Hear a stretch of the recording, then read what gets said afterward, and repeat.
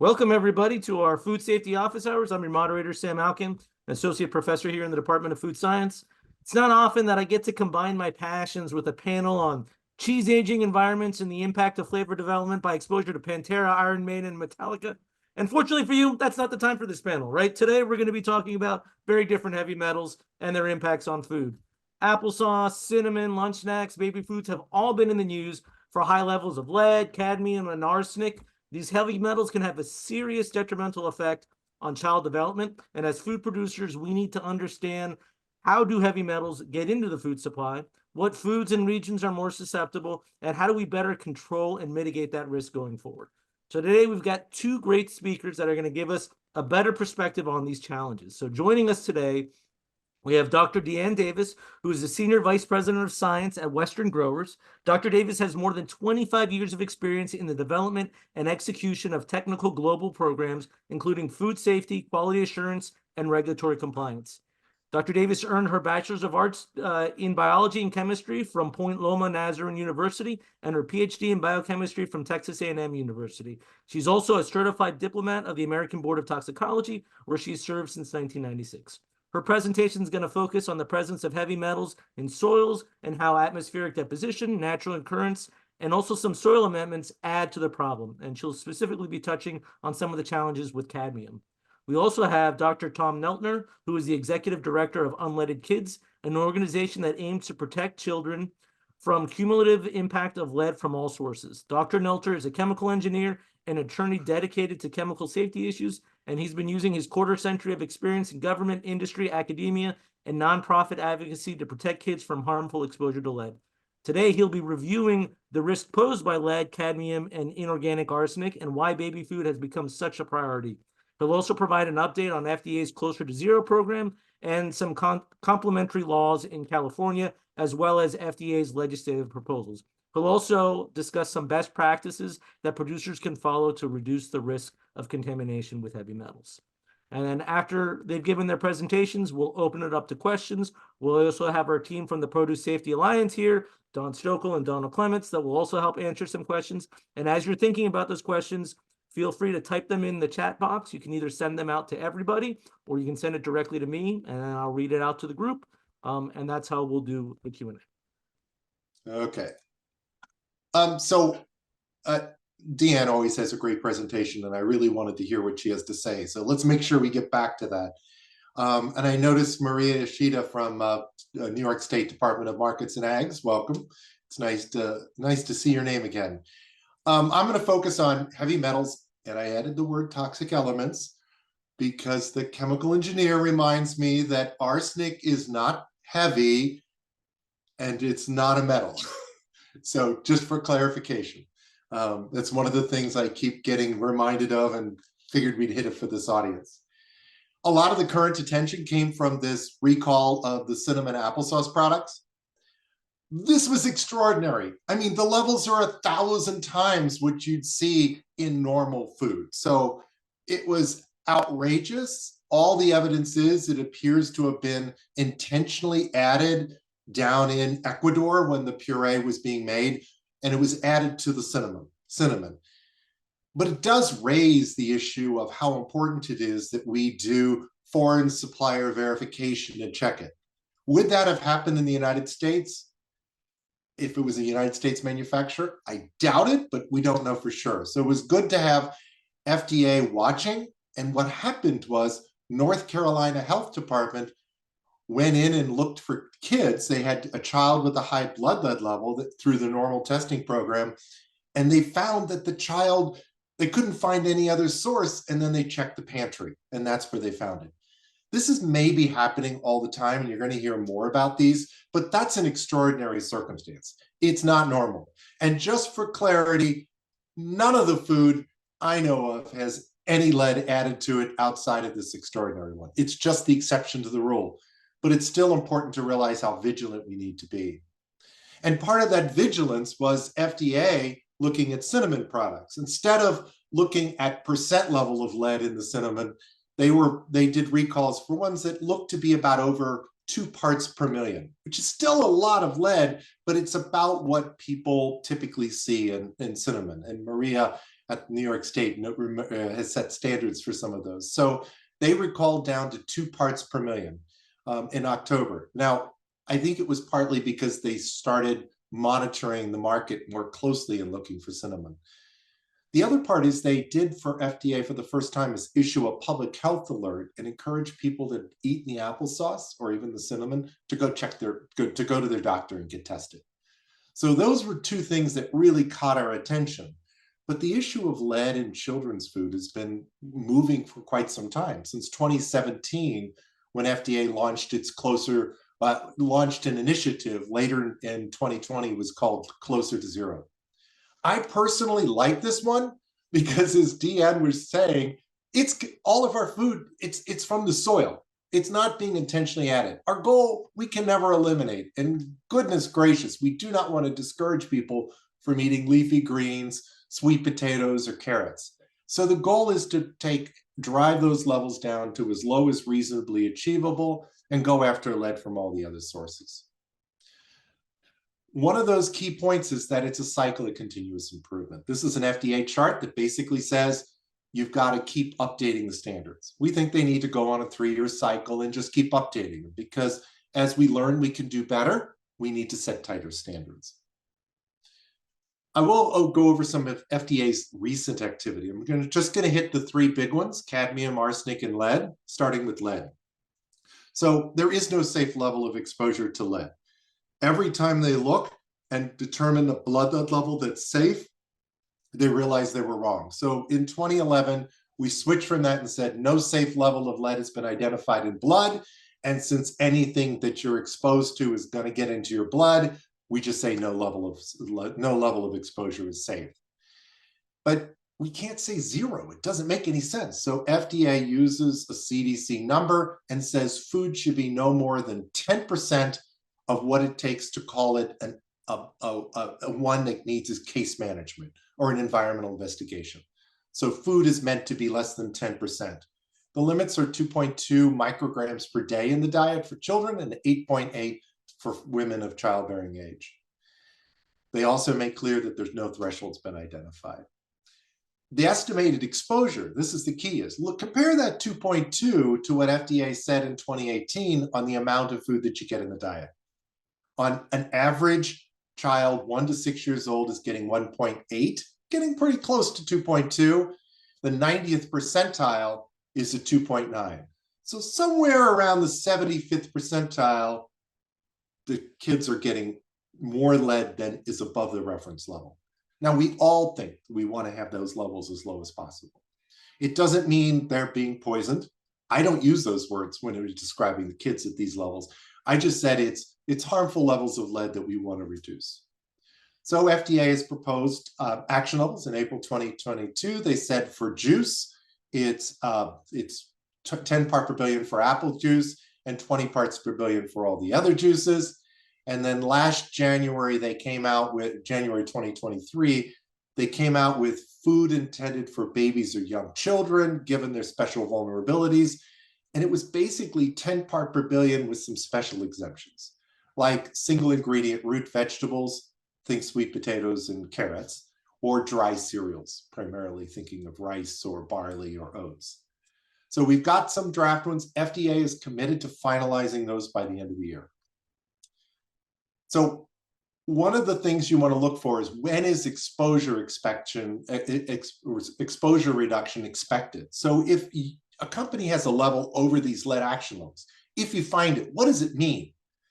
And what FDA said is that these action levels should get a 20 to 27% reduction in the exposure from these foods, which is a really good reduction for baby foods. And then they did say that they think it's, they focus on the 90th percentile. But again, there's a lot of kids out there, so that's important. What I want to do is put in context. FDA's proposals for juice and baby food cover less than a quarter of the market when it comes to exposure. That's weighted for exposure. Infant formula is another quarter. Again, it's not intentionally added, it's contaminant. But homemade store-bought foods that babies eat, that families make, that is, or you just buy applesauce in a jar rather than buying the applesauce puree that's marketed as baby food. That's about half. So ultimately, we need to get to the rest. I'm all for FDA starting with with baby foods and juices, but we need to recognize that this is not an issue isolated to that. And a lot of people still think if I make fresh, I don't have a problem. Best evidence is that baby food is probably going to be lower than fresh, especially after the standards go into place. Looking at cadmium, FDA has established a threshold reference value, a level that it thinks is safe for cadmium, and it's roughly for a typical 1-year-old about 2.1 to 3.6 micrograms per day. Compare that to 2.2 for lead. The estimated exposure is important, and that's why it was good to see Deanne talking about cadmium. The average children's exposure is 6.8, and it should be micrograms per day, not micrograms per kilogram body weight. So 6.8. So we're already 2 to 3 times over that threshold limit value, and it's much higher for the 90th percentile. So we're already getting more cadmium than is safe.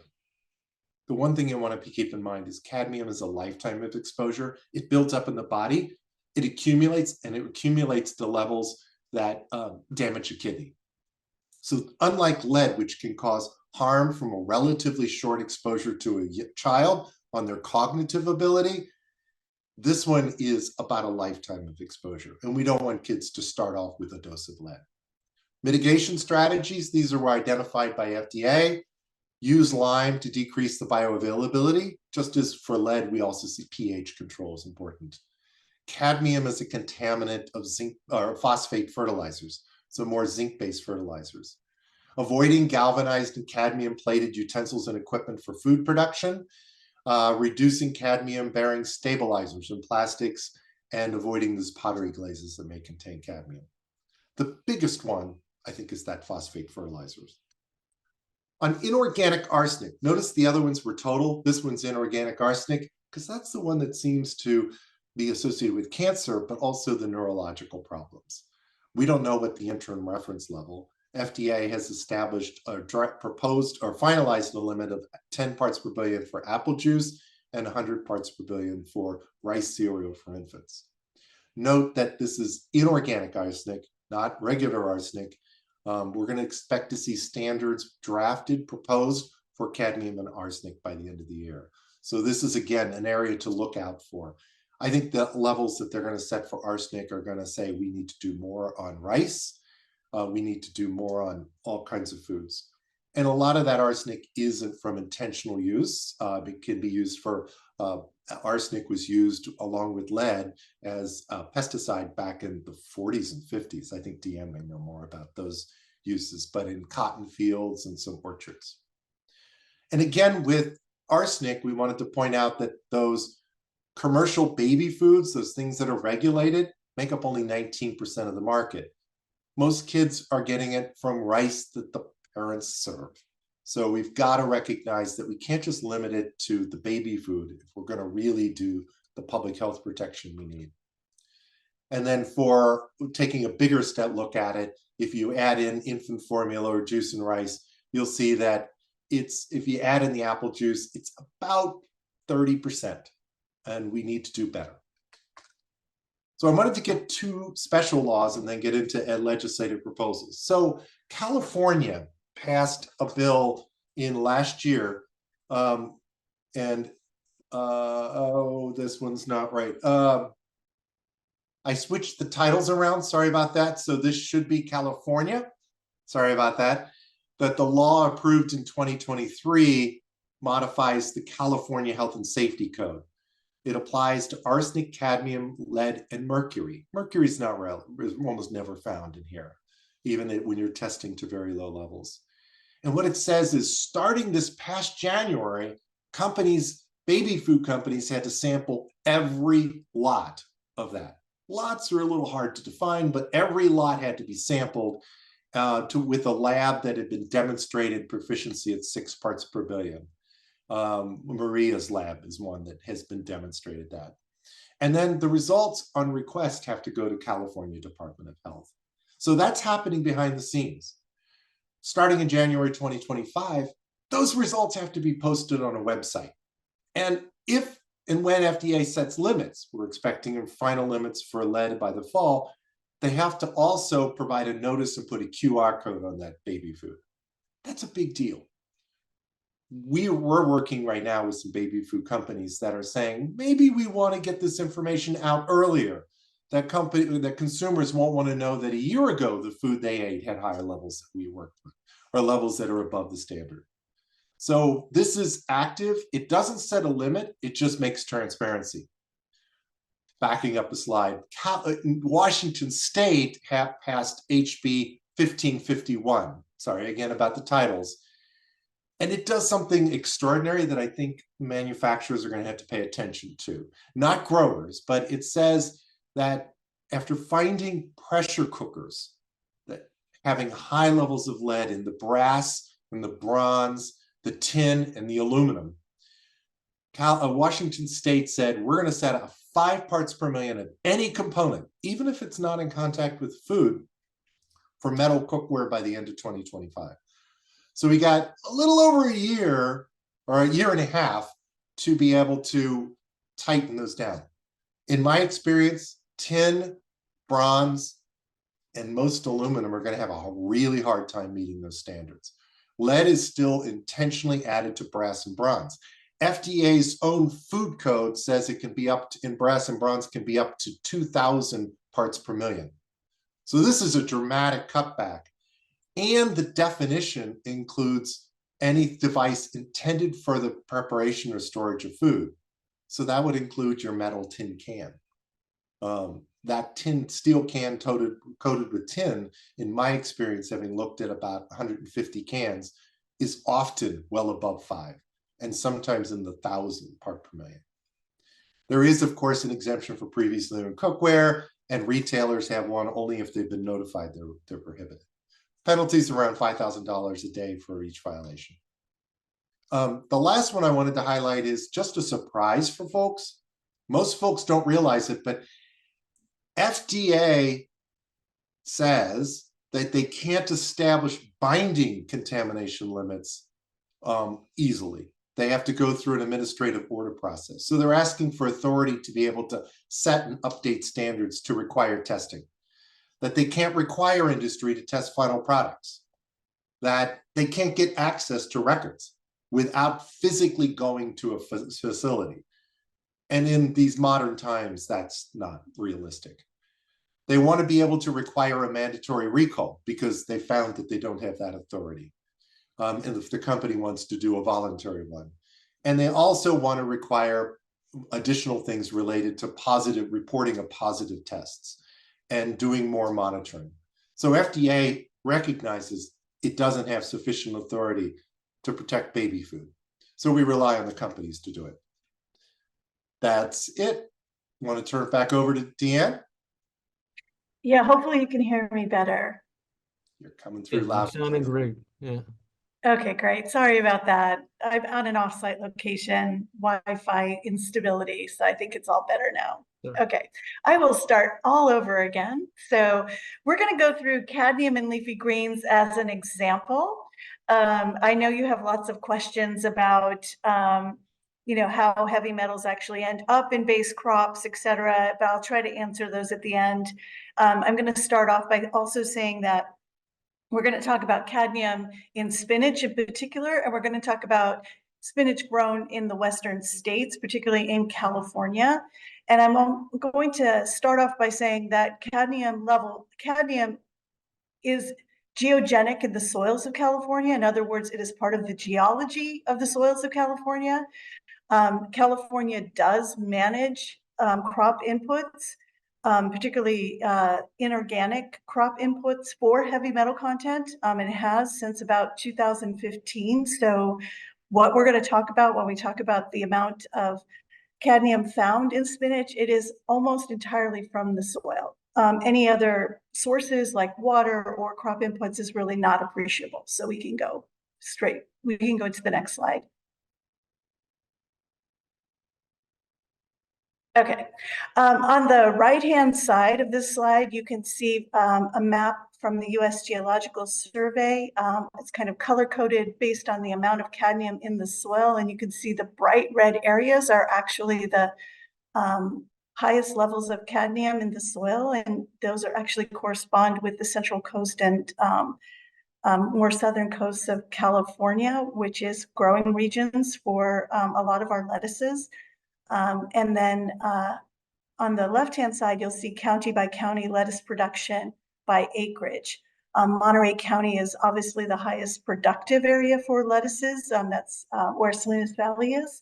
And that is where you see the 51.4, where the red is right along the coast. That's the Monterey County area.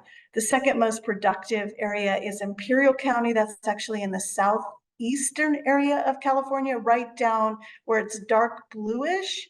And it's on the Mexico, Arizona, California border. So we can go to the next slide. So this is the soil levels of in California by region, and you can see it's highly variable.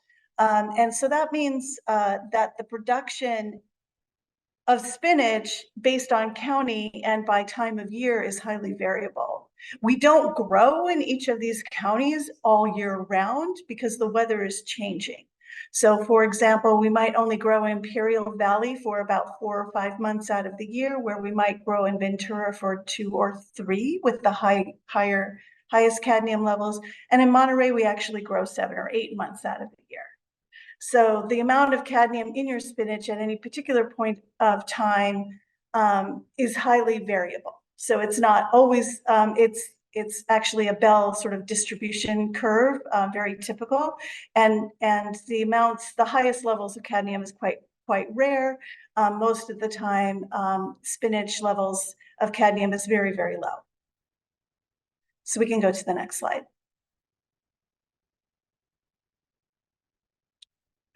I put this up because I wanted to make sure you understood that cadmium is not actually evenly distributed in soil in any particular field. On the right-hand side is just sort of a pictorial about just the variability of pH, for example, and pH is actually a very strong indicator of how the root might take up cadmium or zinc or in the soil. And you can see just in a very small area, just the differential of how pH might differ within a soil plot. And so cadmium soil solubility of cadmium in the soil is highly variable. It varies by season, by region, by cultivation practices, so the amount of organic matter that's in the soil, by the type of crop, by the production intensity of the soil. That heterogeneity actually is very difficult for the grower, so they might try to understand what the cadmium level is in their particular ground that they're working with, but it might be very difficult for them to understand. And so precision ag practices help us understand this a little better, but it really is not, we're really not there yet. So a grower might have a general understanding, but they don't really have a great way to precisely understand how much cadmium is in their soil and how it's really distributed. Okay, we can go to the next slide. This on the right-hand side here is a graph of basically just the different types of crops and how they might uptake cadmium depending on the amount of cadmium that's present in the soil. And you can see that spinach is relatively efficient at taking up cadmium. That's not surprising. Spinach is really good at taking up iron as well, taking up zinc as well. That's the reason why it's so good for you. It's really good at taking up these types of metals that are good. The amount of cadmium that a spinach might take up is also highly dependent on the zinc ratio to cadmium ratio. Normal soils typically have about a 200 to 100 ratio of zinc to cadmium, but on California coastal soils, it can be as low as 15 to 1. And again, that's because the cadmium is geogenic. It's because the cadmium keeps renewing itself. So it's a little bit more challenging to manage. So we can go to the next slide. Factors that are demonstrated to affect cadmium uptake, like I said, and we'll show you a little bit more of this, but there are things like the cultivar, that's actually the type of spinach that you're growing. So the variety of spinach we might think about, weather, like I mentioned, the soil type. So the type of soil that you're dealing with, the pH, the zinc level in the soil, chloride in irrigation water. So chloride can actually tie up the zinc, allowing the plant to take up more of the cadmium, and then crop inputs, like we mentioned, depending on how much organic matter actually helps you tie up the cadmium, so it's not as bioavailable. We can go to the next slide. Here's just an illustration on the left-hand side of kind of that idea. One of the things that's really important is that you're actually able to till the zinc down into the to the root level of the soil, which is very challenging for a grower to be able to do. And then on the right-hand side, you can just see that even if you are able to add zinc, which again, you can just see how much zinc you actually need to add, depending on the amount of cadmium that's in the soil. So that's 280 pounds of zinc sulfate. I don't remember I think it's on a per acre basis. You have to till it into a depth that is important for the root level uptake. You can see that there's a percent efficiency level that's also challenging. So it's not a magic bullet, the incorporation of zinc. We can go to the next slide. Some other types of mitigations that have been tried for cadmium in spinach is biological additives are now being looked at. These are various types of, just think about them as beneficial bacteria that might be able to use to tie up the cadmium in all sorts of different ways. This is possible that this could be a very cost-effective way to take a look at sort of making the cadmium not bioavailable. These are preliminary, this is data from some preliminary trials that were done by a company called Talum. This is not really commercially available yet, but I just show this to you as sort of a way that we might be able to move forward. And this is still really just in commercial trials, but I just thought it was interesting to kind of think of some alternative ways that biologics might also be able to help us in the future. We can move to the next slide. I mentioned that varieties also might be able to help us, but again, I say this with caution because the spinach variety also has to meet production. So it also has to be able to grow in the soil that the grower is looking at. It has to grow under the weather conditions. It also has to be resistant to the diseases and pests that might be endemic to that region. So it's not only that it has to take up less cadmium, it also has to meet all those other criteria that are important to the grower in order to be productive. But there are varietal differences, and so that's also a potential challenge or a solution. So I'm going to guess that for higher cadmium level soils, a grower is going to need to look at 2 or 3 potential ways to mitigate cadmium uptake. But varieties is one way forward. We can go to the next slide. So there are lots of research gaps here, though. So unfortunately, there really hasn't been a lot of effort placed on minimizing cadmium uptake in spinach from the research community. What I just showed you is some work that was done by research extension, as well as some efforts that's been done in the biological space. We still have much to learn.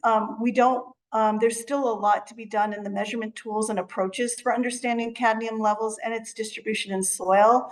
As I mentioned earlier in that one slide, cadmium is not evenly distributed within the soil. So understanding how to look at a field still needs some more work. Full-scale long-term field studies have not been done. And there are some new promising technologies that should have some field trials done to them. So like soil additives, like there still isn't a full field trial that's been done on zinc, or biochar, which is another type of additive that could have some promise. Biologics, as I mentioned, is another area. And then genetic breeding techniques also show some promise, but again, still lacking in field trials that will pull us forward. There's further evaluation of the impact of soil ecosystems and climate change considerations. So Again, all of this will depend on soil characteristics that will impact the bioavailability of cadmium and zinc and other nutrients. And then the economic impact studies need to be done because all of this will come at a cost to the grower. And we want to make sure that spinach remains since it's such a nutrient dense food, we want to make sure that we're doing all of this in a way that is cost effective so that spinach remains affordable and accessible. So that's the overall goal that we hope to accomplish here. So we go to the next slide. So when I say we, the royal we, I'm talking as a representative of the industry. So sorry about that. So what industry is really looking for is ways to reduce cadmium levels that are considerate of all of these. So considerate of the growing region and regional production volume. So in other words, I don't think I need to go after reducing cadmium levels in Imperial Valley. As you saw, the cadmium levels in the soils are quite low. Production is only 3 to 4 months out of the year, so exposure to cadmium would be is not necessarily of concern, right? Where we really need to focus is on those production areas with the higher cadmium levels, but also contribute more substantively to what's available to the diet, right? So it's those areas in Monterey County or the growing areas in Monterey County or other areas with higher cadmium levels. We need to look at specific plant varieties and cultivars and their yield impact, right? We need to look at the soil types that are available there. We need to be considerate of those changing climate considerations, right? So how is that going to impact where you're growing and when you're growing? And then the variable distribution of cadmium within that field. And again, I'm going to go back to the grower is going to need access to pragmatic and cost-effective solutions. And so the idea here is how can we focus our research community dollars and, especially federal dollars from the USDA on a continuous improvement idea so that we can continuously improve on the distribution and the amount of cadmium in leafy greens so that we can continuously pull it down and get better and better and better. So I think that's the end of my slides, but I can talk about this one. But again, this is just one crop, one need. There are many crops and many needs out there for heavy metals. So. Thank you, Deanne. That was great. Great overview on cadmium and that.